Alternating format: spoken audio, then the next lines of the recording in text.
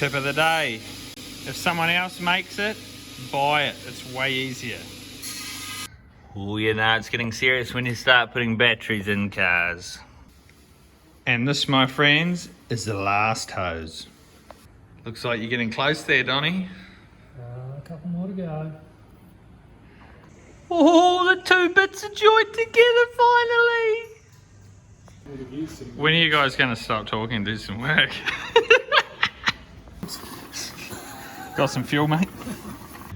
Righto, we're just doing some preliminary checks before we start it. We've just jumped a wire from the positive battery terminal over to each pump just to make sure that the pumps are working to start with, and also we're winding the pressure up as we go to make sure we've got no leaks. So we just set the rig all the way off, so it was only making about 5 or 10 pound. We had a couple of little leaks at the back from something bags forgot to do up. and then we've just cranked it up 20 pounds each time, going around checking everything. So I'd rather find it now than when we're trying to start it, because it's a pain in the ass when that happens. So we pumped it up to 80 to about 80 psi. That's what it's probably going to see down the track when it's got 40 pound plus another 40 pound of boost pressure. So fuel system check done. That is the way. That's not off a K24, Donnie. Oh, that's right.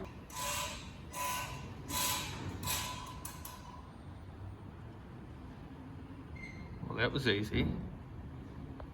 Just on the phone to Howtech. They jumped on my laptop from their end, which is, I've never seen that before. For someone that's pretty computer illiterate, it was pretty cool to see them be able to solve all the stuff I couldn't. So real good aftermarket support from them. I thought Link had good support, but these guys, to be able to do that, man, that is incredible. They solved quite a few little issues and a lot of questions I had. I just finished setting up all the AVI inputs and everything, so I'm just going back through and making sure I've allocated the right wire and make sure they're sort of getting a reading that should be in the ballpark. First time I've played with a Howtech fluid to this sort of degree, so it's a big learning game for me.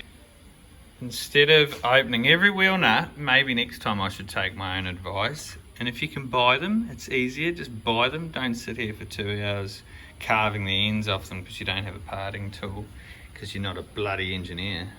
There were 2 bottles of beer on the wall, 2 bottles of beer. There were 3 bottles of beer on the wall, 3 bottles of beer. There were 3.5 bottles of beer on the wall, 3.5 bottles of beer. Then there was 4 bottles of beer on the wall, and that's all there's going to be today because that's too boring. I've got to get back into wiring before we fire it up tomorrow. Just checking, there were 5 bottles of beer. Pretty sure it was easier wiring up the car than doing these. Well, it's pissing down outside, so it's probably a good time to make sure we got no leaks under the dash or around the windscreen, with all the ECU being in there now, because we have had a lot of rust repairs I've done. That's surprising. It's a good sign. It's my lucky day. So we had a little bit of a trans leak. We've had fluid in it for the last couple of days and I've noticed a bit on the ground. So I've wiped the bottom where it was coming from. Now you wouldn't believe, out of that pan, see all the little cracks or craters, if you want to call it, that's in the pan itself? That's porous, and we've got oil coming actually out the bottom of the pan. So I just spoke to the trans guy and he's going to send us another one up, hopefully a different brand, because we don't want to risk that. It's probably the powder coat that's holding the rest of it in, because it's only on the one face that's machined that it's actually got oil coming out. That's incredible. There it is after 10 minutes, just so you know I'm not lying. That's unreal. Still unreal, but an easy fix. Just making a couple of little brackets for some mounts, just for the harness, especially on the important ones. So that just takes the strain off the cable and ends up, so it won't snap the wires in here. It's a fairly long cable. Just around here I've just done the same on the side of the chassis rail and also down at my trans. What's it gonna weigh, mate? What do I reckon? What's your guess? What would you put on it? I'm saying this is maybe 1250. It's heavier than I reckon it was going to be originally, but We'll soon find out because the scales don't lie. So without a driver, we're sitting just under 1100 kilo. We still need a bonnet. The bonnet probably weighs 10, if that, and we need some fuel. So that's not too bad. Plus the driver's seat. What else do we need, guys? Bit of fuel, bit of roll cage. Another beer. Yeah, a couple of beers. How good is it being able to see each channel out? This is a 25 amp out circuit. See the current draw in real time. So by pushing that, we're showing here the current draw of about 15 amps roughly. We'll just do it again. So just in here, 15, 16 amps is what the pump's drawing at 45 PSI. Just as a precaution, I thought we better get some heat insulated wrap stuff that goes around some wires and the oil feed to the turbo, because they are pretty close to that rear housing. I've melted my fair share of stuff from being too close to a turbo, so we don't want that to happen today. Well, old Varun from 101's on his way. He's the man that'll get this thing fired up. I don't know all that side of it, all the map stuff, so we'll let him have a play. Hopefully it'll be running in the next hour or so. It's running.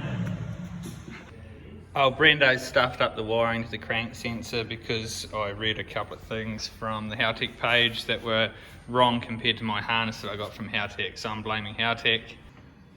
So this is where we come unstuck with the crank signal. Howtech told us to hook up the red, the yellow and the blue.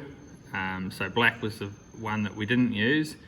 Now I could be colourblind. It's a little bit green, that wire, I know, but it was the closest thing to green. Definitely wasn't the black. So we got rid of the black, and then when we come back to here, we notice that the green doesn't actually get used because it's a trigger negative. We had to use that signal ground, which was the black. So that's why we had no crank signal. If I don't like the resolution, I just with the dead time until I get the correct, but what I'm aiming for. That sounds like a pretty good way to tune a car, eh? Oh, yeah. Right, so we've just fixed the crank sensor wiring. So hopefully now I think Varun's loaded everything in he wants to load in. So we'll see if it goes. Good luck, mate. Let's go.